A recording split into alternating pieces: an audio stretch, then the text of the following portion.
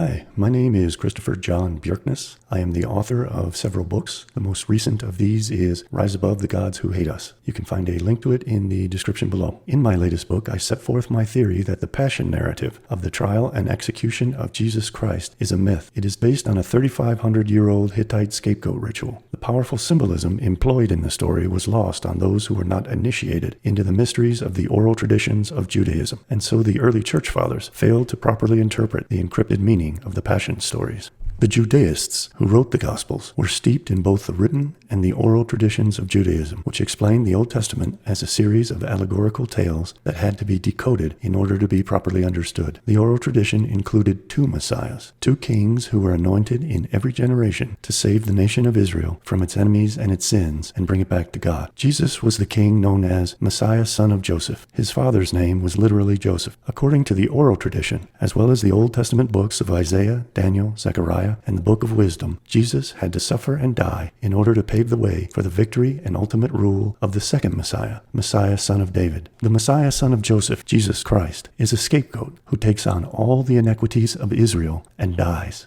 Isaiah chapter 53 verses 3-5 describes the suffering of this Messiah and his role as Messiah, son of Joseph. He was despised and rejected by mankind, a man of suffering and familiar with pain, like one from whom people hide their faces. He was despised, and we held him in low esteem. Surely he took up our pain and bore our suffering. Yet we considered him punished by God, stricken by him and afflicted. But he was pierced for our transgressions. He was crushed for our iniquities. The punishment that brought us peace was on him, and by his wounds were we healed. Daniel chapter 9 verse 26 also tells a prophecy of the suffering of Messiah, son of Joseph, Jesus Christ. After the 62 sevens, the anointed one will be put to death and have nothing. The people of the ruler who will come will destroy the city and the sanctuary. The end will come like a flood. War will continue until the end, and desolations have been decreed. The Messiah, son of David, Jesus Barabbas in the Gospels, succeeds as king of the whole world and will sit on the throne of King David in Jerusalem in the world to come. It doesn't happen in Jesus Barabbas' lifetime, but he is that Messiah.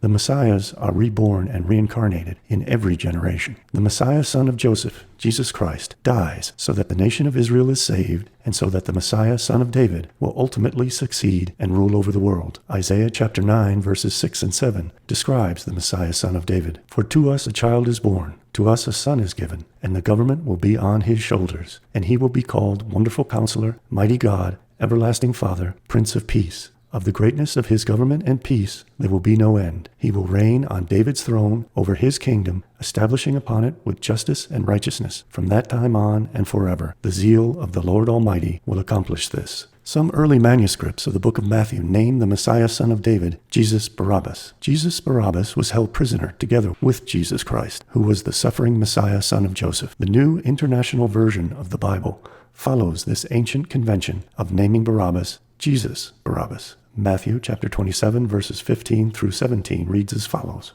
Now it was the governor's custom at the festival to release a prisoner chosen by the crowd. At that time they had a well-known prisoner whose name was Jesus Barabbas. So when the crowd had gathered, Pilate asked them, "Which one do you want me to release to you, Jesus Barabbas or Jesus who is called the Messiah?" The authors of the Gospels wanted to convey two hidden and related messages. One was that Jesus Christ was both the scapegoat and the sin offering of Yom Kippur.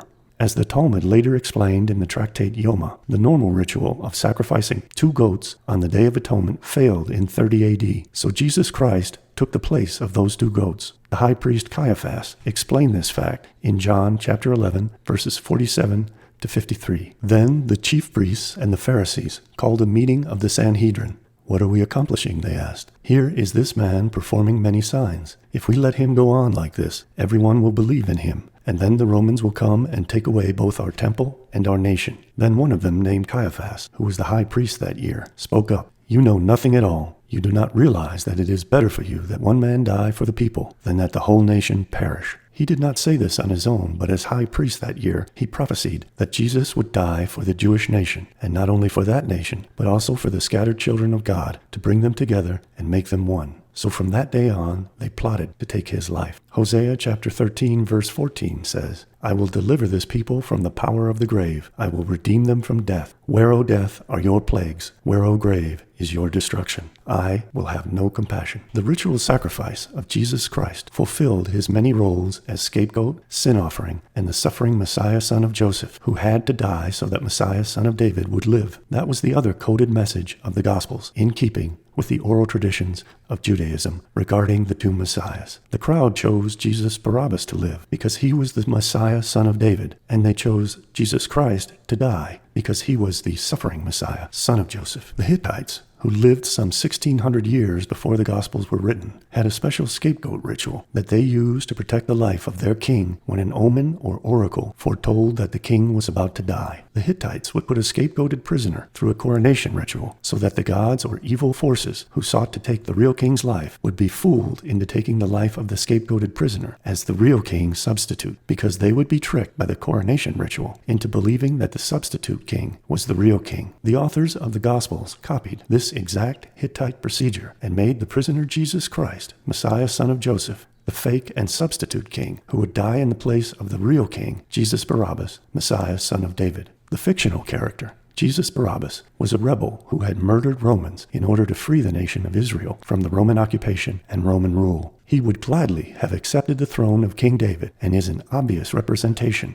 of the victorious king whom the Judeans of the time thought was about to arrive and save them from the Romans. The Hittite scapegoat ritual was a perfect model for the authors of the Gospels to follow when making Jesus Christ into both the Yom Kippur scapegoat, the Yom Kippur sin offering, and the Messiah, son of Joseph, who dies so that the Messiah, son of David, can live on to achieve victory and ultimate rule. In his book, Some Aspects of Hittite Religion, Oliver Robert Gurney translated the Hittite ritual, which I have proven forms the basis of the Passion of Jesus Christ. The Hittites wrote, quote, "They anoint the prisoner with the fine oil of kingship, and the king says, 'See, this is the king. I have given him the name of kingship, have clothed him in the garment of kingship, have set the crown on his head. Now, evil omen, short years, short days, recognize him. Go after this substitute.' Then he departs to the city. They bring an officer to the prisoner, and he takes him back to his own country." There is a direct correspondence between this far more ancient Hittite scapegoat ritual and the much later story of the Passion of Jesus Christ. This can be clearly seen when I place the two narratives side by side. The Hittites wrote, "They anoint the prisoner with the fine oil of kingship." Mary Magdalene anointed Jesus so that he would become the substitute king, Messiah, son of Joseph, and would die. Matthew chapter 26, verses 6 through 13 explains these facts. When Jesus was in Bethany, in the home of Simon the leper, a woman came to him with an alabaster jar of very expensive perfume, which she poured on his head as he was reclining at the table. When the disciples saw this, they were indignant. "Why this waste?" they asked. "This perfume could have been sold at a high price and the money given to the poor." Aware of this, Jesus said to them, "Why are you bothering this woman? She has done a beautiful thing to me. The poor you will always have with you, but you will not always have me. When she poured this perfume on my body, she did it to prepare me for burial. Truly, I tell you, wherever this gospel is preached throughout the world, what she has done will also be told in memory of her." Jesus Christ is the anointed substitute king who must die so the real king, Messiah, son of David, can live. The gospels specify that he is anointed in preparation for his death. Jesus called himself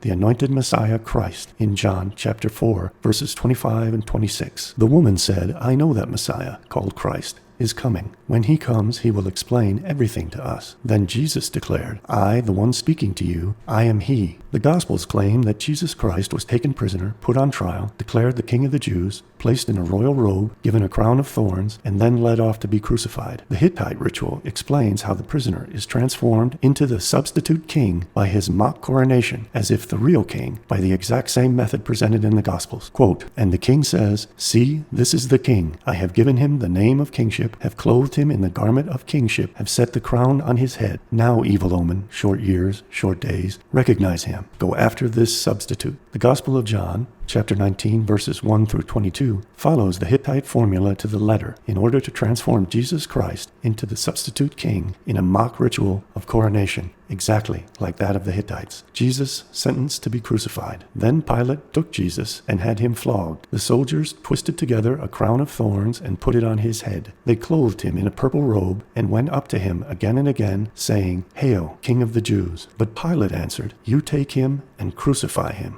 "Here is your king," Pilate said to the Jews.